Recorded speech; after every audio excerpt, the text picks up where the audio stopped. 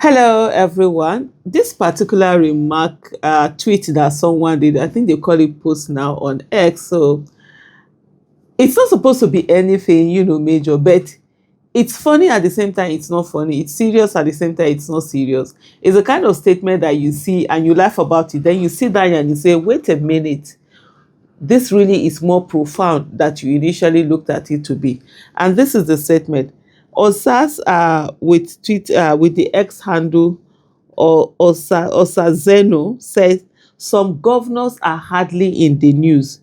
This is the first time I'm seeing this face. That's what he said.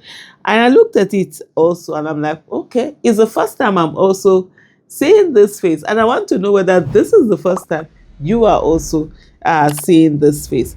NTA Network has this news. It says Governor Inu Ayahaya expresses deep sorrow over Gombe timber market inferno, directs immediate investigation, emergency relief measures.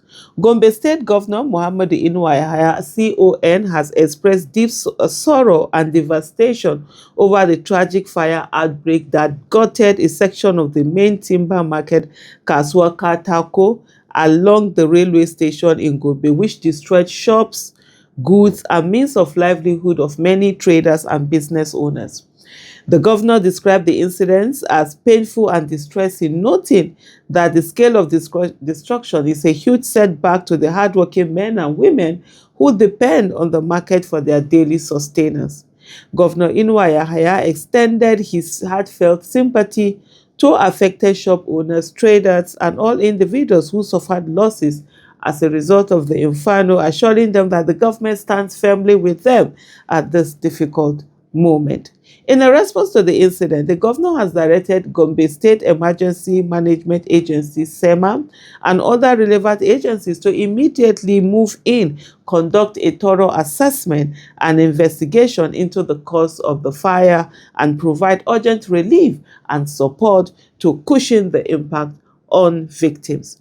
He commended the Gombe State Fire Service, firefighters from Gombe State University, GSU, the Federal Fire Service, private tanker operators, as well as security agents and Nigerian Red Cross Society for their swift response, which helped in bringing the fire under control and preventing huge damage.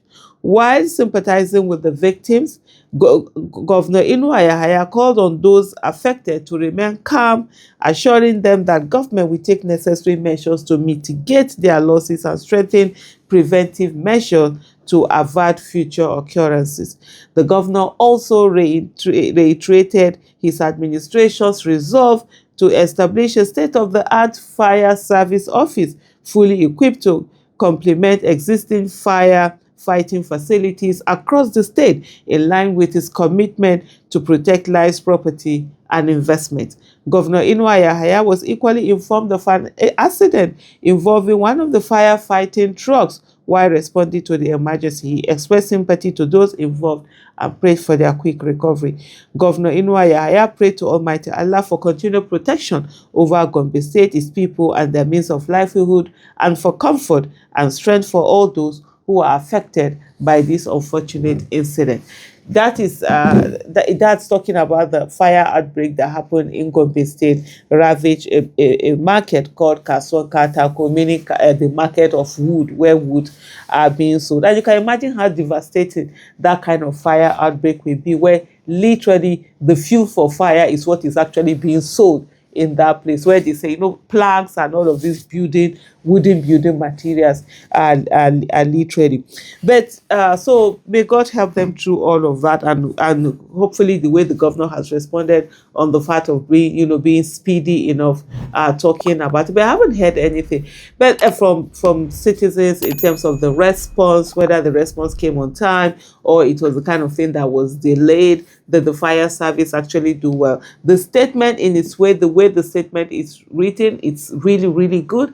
But you need to also hear from the citizens to be able to gauge and say, does the statement portray the issue at hand as it is, or rather the government was trying to praise himself more than he should. But anyway, the main thing for me writing, doing this video is to say there are so many governors out there that you never get to hear about them. I don't know whether their citizens actually do engage with them. These governors literally fly under the radar. Some of them actually don't do anything. They don't do as much. There's really nothing. It's just that most times in their states, they really don't have as much active citizens that are able to speak up and amplify, issues. Sometimes you find out that in some cases there is that media, blackout where nothing is allowed to be said, and people are just there in a way, and they are unable to speak about this. So most of the time these governors fly under the radar. You hardly even know about them until once in a while some of them actually finish their tenure without you really knowing, even knowing that they existed. Why some once in a while, like what has just happened with this one, I just see in the face, I'm like, who is this one again? Is this one a governor?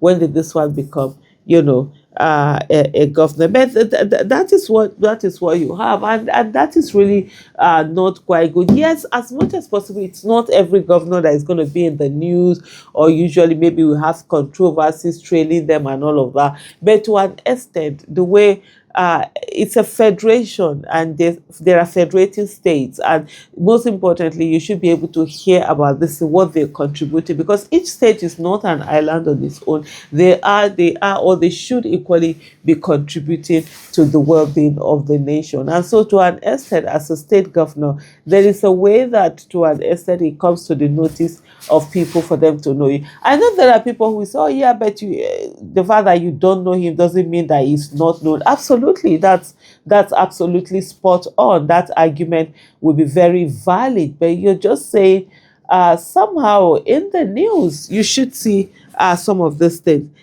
at least once in a while you just see the person go to. But let me just look uh at some of the comments that people are saying. Like the first person here, called Fat Bell Agrosize, he said this man right here is working.